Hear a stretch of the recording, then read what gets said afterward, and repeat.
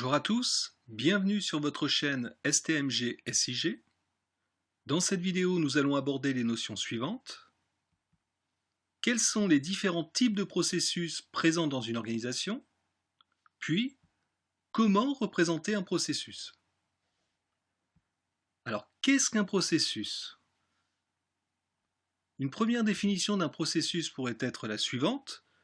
Un processus est défini comme un ensemble organisé d'activités déclenché par un événement et orienté vers la production d'un résultat clairement identifié. Voyons cette définition au travers d'un exemple. Donc l'approche par processus, donc notre exemple sera le suivant. Un client désire un devis sur la fabrication d'un ordinateur auprès d'un assembleur informatique. Donc une société d'assemblage informatique est une société qui a pour activité l'assemblage d'une multitude de composants pour la création d'un ordinateur. Donc dans notre exemple, nous avons bien ici un événement déclencheur qui est l'expression du besoin du client, c'est-à-dire la demande de devis, dans notre cas. Celle-ci va déclencher une succession d'activités.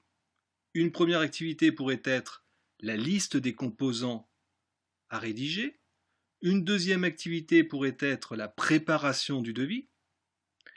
Et on aboutit en fin de processus à un événement résultat qui est la satisfaction du besoin du client, c'est-à-dire la proposition dans notre cas du devis. Nous avons bien un processus avec un événement déclencheur, une succession d'activités et un événement résultat. Quels sont les différents types de processus présents dans une organisation? Les premiers processus présents dans une organisation sont les processus métiers. Ce sont des processus qui contribuent directement à la réalisation du produit, de la détection du besoin du client à sa satisfaction. Dans notre exemple, la création du devis est un processus métier, puisqu'il est lié directement à l'activité au cœur de métier de l'entreprise, et donc à la satisfaction du besoin du client. Un autre processus métier pourrait être la fabrication d'un ordinateur. C'est bien le cœur de métier de notre entreprise, qui est la fabrication d'ordinateurs. D'autres processus sont nécessaires aux organisations, ce sont des processus de support. Donc, les processus support contribuent au bon déroulement des processus métiers en leur apportant les ressources nécessaires. Ils ne créent pas de valeur directement perceptible par le client, mais ils sont nécessaires au bon fonctionnement de l'organisation. Donc ce sont des processus en arrière-plan, en back-office, c'est-à-dire qu'ils ne sont pas là pour satisfaire directement les besoins des clients, mais ils sont nécessaires au processus métier pour la satisfaction des besoins des clients. Par exemple, dans notre cas, le recrutement d'un salarié n'est pas lié directement à la satisfaction du client, ce n'est pas le cœur de métier de notre entreprise, mais sans le recrutement de salariés, nous ne pouvons pas fabriquer d'ordinateurs et donc nous ne pouvons pas répondre à la satisfaction du client. Autres processus dans les organisations, ce sont les processus de direction ou également appelés processus de pilotage. Donc, ces processus contribuent à la détermination des objectifs de l'organisation et ils sont sous la responsabilité de l'équipe dirigeante. Ce sont ici des décisions stratégiques qui sont prises au travers de ces processus et ils vont entraîner donc l'ensemble de l'entreprise à moyen voire long terme. Un exemple de processus pour notre organisation pourrait être le choix des futurs investissements. En effet, le choix des futurs investissements va entraîner l'entreprise à moyen ou long terme. Quels sont les éléments d'une activité au sein d'un processus? Prenons l'activité traitement de la commande. Dans cette activité traitement de la commande, quels sont les éléments qui apparaissent? Nous avons dans un premier temps des événements déclencheurs. Donc un événement déclencheur est un événement nécessaire au démarrage de l'activité. Celui-ci peut être temporel, c'est-à-dire qu'il peut s'agir d'une date. Exemple, à partir du 5 du mois. Dans notre cas, nous voyons ici qu'il y a 3 événements déclencheurs: la mise à jour des tarifs, le bon de commande et le solde client non débiteur. Donc ce sont des événements déclencheurs de l'activité. Autre élément de l'activité, les règles de synchronisation. Donc ici, nous avons juste au-dessus du titre de l'activité, c'est-à-dire traitement de la commande, nous avons un « et » qui apparaît. Et donc les trois événements déclencheurs qui s'orientent vers ce « et », cette règle de synchronisation. Alors, qu'est-ce qu'une règle de synchronisation? Une règle de synchronisation apparaît lorsqu'il y a la présence d'au moins deux événements déclencheurs. Elle permet de préciser comment les événements déclencheurs doivent être pris en compte pour débuter l'activité. Dans notre cas, nous voyons qu'il faut la mise à jour des tarifs et le bon de commande et le solde client non débiteur pour déclencher l'activité traitement de la commande. S'il nous manque un de ces trois événements, nous ne pouvons pas déclencher l'activité traitement de la commande. En règle de synchronisation, nous pouvons avoir le « et », le « ou » et le « et » ainsi que le « ou ». Autre élément d'une activité, nous avons l'activité elle-même, c'est-à-dire le libellé de l'activité et la liste des tâches de cette activité. En effet, ici, un libellé d'activité doit être indiqué ainsi que la liste des tâches associées. Le libellé d'activité doit être représentatif. Ici, nous avons traitement de la commande. Nous savons, grâce à ce titre, ce qu'il va donc être généré par cette activité, donc le traitement de la commande. La liste des tâches apparaît juste en dessous, c'est-à-dire que pour traiter une commande, il faut vérifier la solvabilité du client et vérifier la disponibilité de l'article. Autre élément, la règle d'émission. Dans notre cas, nous en avons deux, en stock et rupture. Donc, si l'article est en stock, il y a expédition et édition du bon de livraison. S'il y a rupture de stock pour l'article, il y a un avis au client et un réassort, donc de demander pour le stock. Donc la règle d'émission apparaît pour préciser à partir de quand les événements résultats doivent être déclenchés. Dernier élément d'une activité, vous retrouvez ici, comme au début vous aviez des événements déclencheurs de l'activité, vous avez des événements résultats de l'activité, c'est-à-dire qui résultent de l'activité traitement de la commande.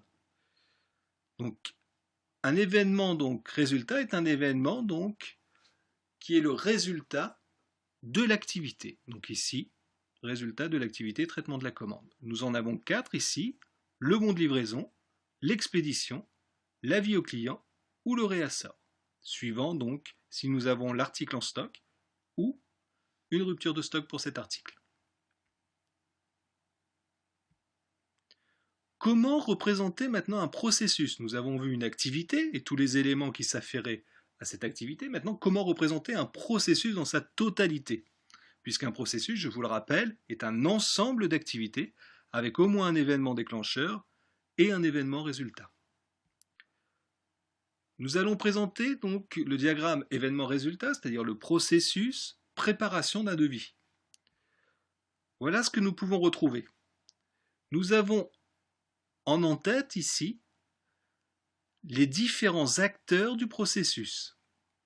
Le responsable, l'assistant, le commercial et le client prospect. Nous avons ici au début du processus l'événement déclencheur. Donc ici il n'y en a qu'un, c'est la demande de devis.